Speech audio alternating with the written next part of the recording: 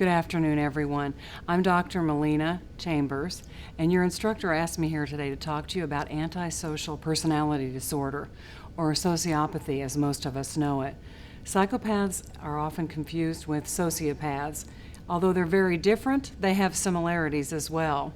Case in point, a young man I recently interviewed just a few months ago.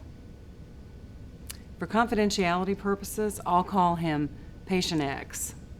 And Patient X, surprisingly, was very open during the interview about his tendencies. At first, I thought he suffered simply from narcissism. He was very egocentric, and his personality was overwhelming. But as the interview went on, I narrowed it down to what I now believe was APD. Hello, Mr. Carter. I'm Dr. Chambers. Your mother asked me to talk to you to kind of iron out some problems. What problem? I'm fine. Well, it's not my place to point fingers, but I'm just the middleman here to iron out the kinks. She says you were recently in jail for a few days. You care to elaborate on that? That shit was stupid. I got arrested for stealing a CD, but I didn't even steal anything. You know, I never even tried to walk out of the store. Then why were you accused of stealing? Well, security guy said he saw me put something in my jacket, you know, which I did, but I was only doing it to kind of hold it until I was done paying for whatever else I had. And I forgot about it and went to the bathroom, and he followed me in. Said I was stealing. Well, typically, wouldn't you be arrested if it was your second or third offense? Well, that's what they said, but a couple years ago I got accused of stealing a bicycle. And then last year I got accused of stealing a belt from somewhere. But I wasn't even stealing anything, I was just trying on the belt. And I put it on and forgot it was on, so when I tried to leave after I paid for everything else, they pulled me over again and caught me for stealing. Stupid. I never even tried to steal anything, so. I see what you mean. People are really quick to judge. Damn right they are. How was your childhood growing up with your parents? Let's say when you were 9, 10 years old? Man, I loved it. I got to do what I wanted. I slept when I wanted, ate what I wanted, went where I wanted. And Mom never tried to annoy me with any of this stupid homework because that was pointless. I just loved it. I had it made.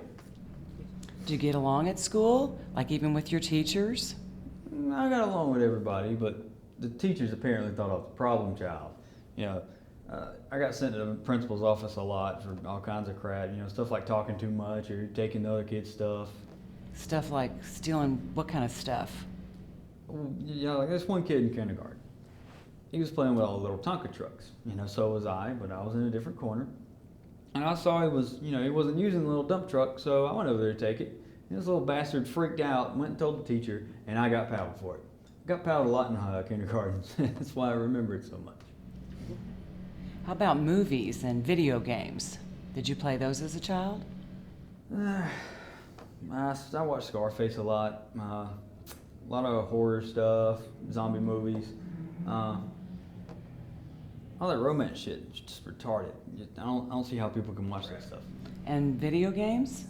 A lot of Gears of War, Resident Evil, Call of Duty, stuff like that. It's getting kind of hard to find realistic stuff though, like Rainbow Six. You get shot once and you're dead. I used to play online with people and I would shoot them in the arm just to scare them a little bit. It's pretty fun. So blood and guts, gore, violence, that kind of thing, that's what you're interested in? Pretty much, yeah. But a lot of times it just doesn't look real. Sometimes they'll use the stupid orange blood shit, and you can tell they use cauliflower for the brains and stuff like that. It just doesn't look real enough.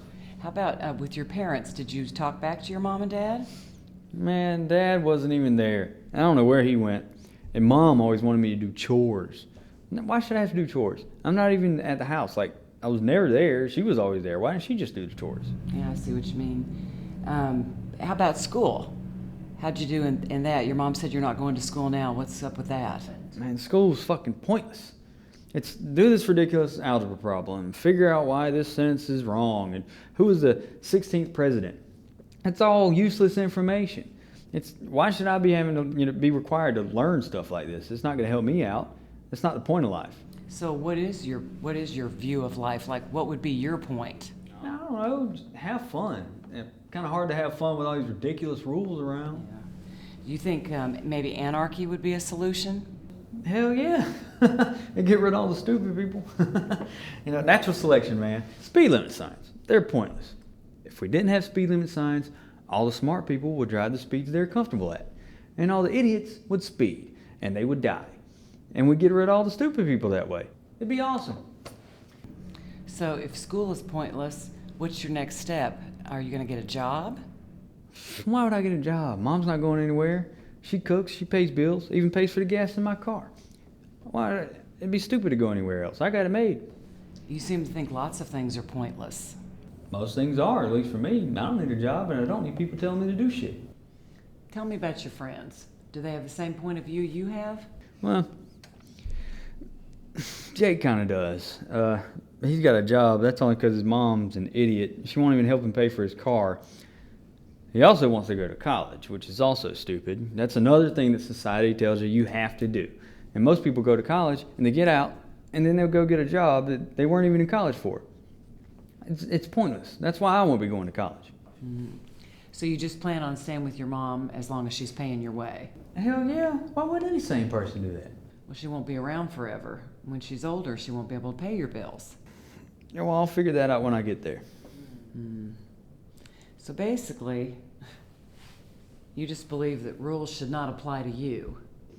Not me, no. As long as I'm minding my own business, people should just leave me the hell alone. Did you ever get in fights when you were in school? I'm just asking. Yeah, once. This kid in 9th grade, this little bastard wouldn't stop pestering me. It's just, I don't even remember what for. It's the only real fight I ever got into. But he was really annoying. I do remember that. So do you see yourself as aggressive? I mind my own business. As long as other people mind theirs, I'm fine. If people start acting stupid, they need to get slapped. Did you ever think maybe other people aren't acting stupid? They just have a different point of view than you do? They have a different way of thinking than you do? I mean, what the hell is it with you? You ask me all this stupid crap. Every time you ask me a question, it's like an interrogation. And you expect this psychobabble bullshit so you can sit there and write in your little notebook and tell everybody around you that I'm crazy. I'm not crazy. Everybody else is crazy. It don't make any damn sense to me. No one thinks like a logical, common sense kind of person. And everybody thinks that you should just go along with the stupid, pointless rules of society. And once you're a certain age, you should act a certain way. It's just follow the norm. To hell with Darwinism. Let's just make up all these rules and regulations and policies and police just so we can make sure that we keep all the ignorant, self-indulgent asswipes around for all eternity. How about that? And you're going to sit there and tell me that you agree with that? What the hell is wrong with you? Oh, I agree with you. And no, I can't tell anyone about our conversation. I'm legally bound to keep this conversation confidential. Well, good. Because I'm tired of your questions, and I'm tired of this office, and I'm hungry, and I want a cigarette, and I'm going to go.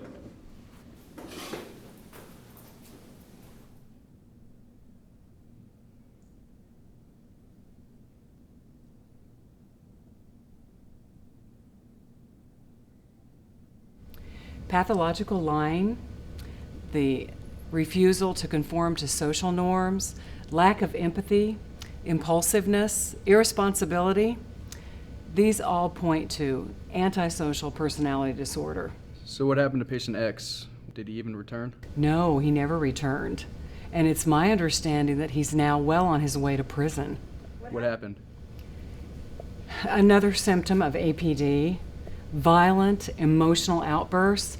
But a few days after the interview, patient X went to a store to buy a pack of cigarettes. He left his driver's license at home. The clerk was new and didn't recognize X. So when he requested the ID and X didn't have it, he wouldn't sell him the cigarettes. And I don't know any details, but what I do know is that patient X leaped across the counter, strangled the clerk, took the pack of cigarettes he wanted and a few other things, and left the store, giving the finger to the security camera as he walked out. He didn't even care that the camera saw him.